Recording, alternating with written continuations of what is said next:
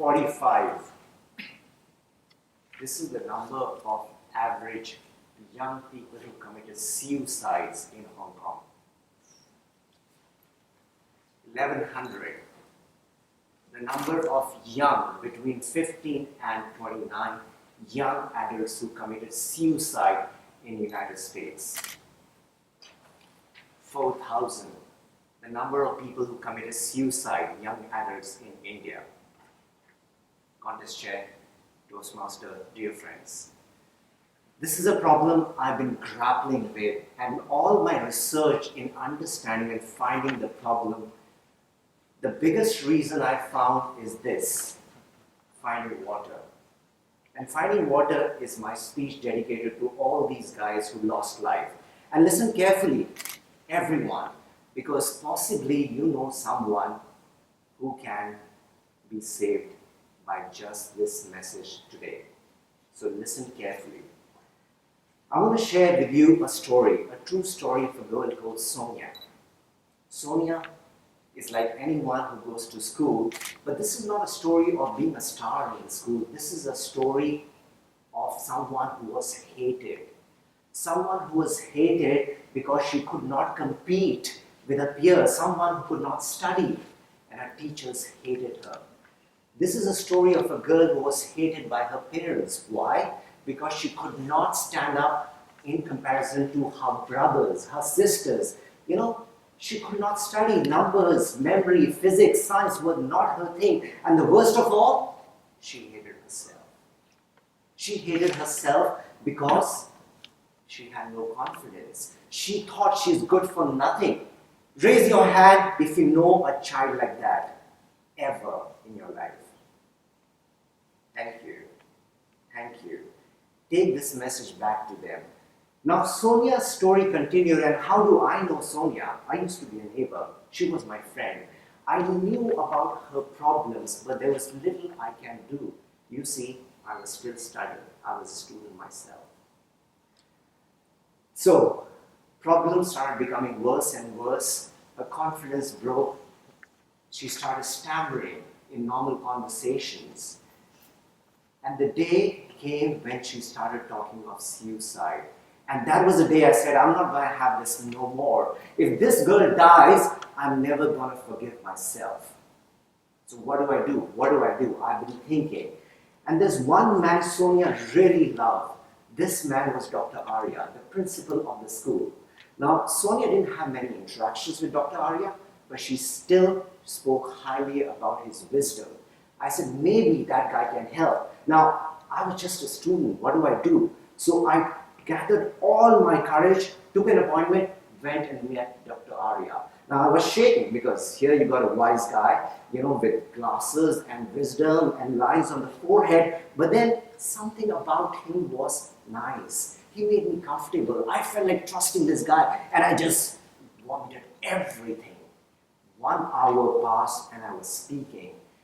I don't know what he made of my ramblings, but after that he said, son, everything will be okay.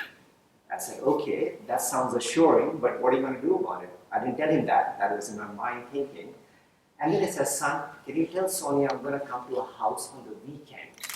And I was like, oh shit, what did I get her into? But he said, son, it'll be okay again. So we went off. Off I went. I told Sonia, and obviously Sonia, as expected, she got upset. What did you do? Why did you go to him? You know, he's going to complain to my parents. And she was all in tears. And said, Sonia, everything will be okay. And the day came, she started preparing. Dr. Arya was supposed to come on the weekend. And when he finally arrived, Sonia obviously was shaking, but she came and received him. Welcome in. Dr. Arya went around. She showed her house, her beautiful little house. And Dr. Arya was just going around. I was standing on the corner as a witness. You know, I didn't know what's going to happen. Is he going to complain? What's going to happen? I'm just standing there on the corner watching. And then suddenly Dr. Arya said, what's that? I was like, what's that? Yeah, what's that? And Sonia said, that's something I made. Oh, that's such a beautiful artifact. You made this artifact by your own hands? Yes, yes. And for the first time, I saw sparkle. I saw sparkle in her eyes like diamond has seen light. And this was the first time I saw sparkle in her eyes. And she went and she took out more artifacts. And one by one she showed artifact. Dr. Arya said, stop. Can you bring all of them to an exhibition for the school next week? I don't know how you're going to do it, but can you do it? She said, yes. So the day arrived, when the exhibition happened, Dr. Arya said, after school, all teachers and students have to go and see that exhibition. Well, everyone said, and nobody was told that's made by Sonia. And when finally everyone saw that beautiful exhibition, the painting, the artifacts, the beautiful handicrafts, one after the other, they were amazed. Who made this? And when they got to know Sonia, suddenly there was a paradigm shift. Sonia was no longer that loser. Suddenly she was a master. She was the master of her craft. And from there on, all the teachers started coming and taking advice for interior designing. The students used to come, how to do this, how to do that, and she became a star, she became a leader which is something which happens when you have mastery over your craft, over your expertise. So slowly, rest is history, my friend. That was a tipping point, and the last time I met her was last year, after 15 years.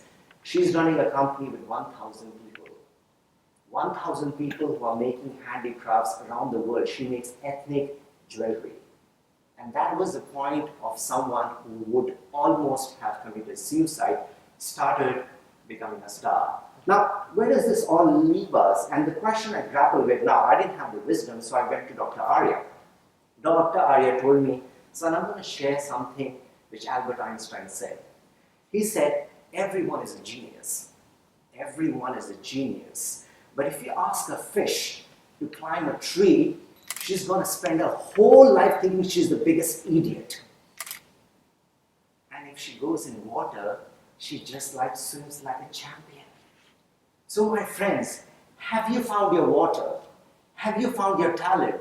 Have you found your expertise? And if you've not, I have this for you. This thing can go in the bin. I'm going to leave you with something Steve Jobs said. He said, if you haven't found your talent, keep looking. Keep looking and find the courage to trust your heart and intuition. They somehow know what you truly want to become. Thank you.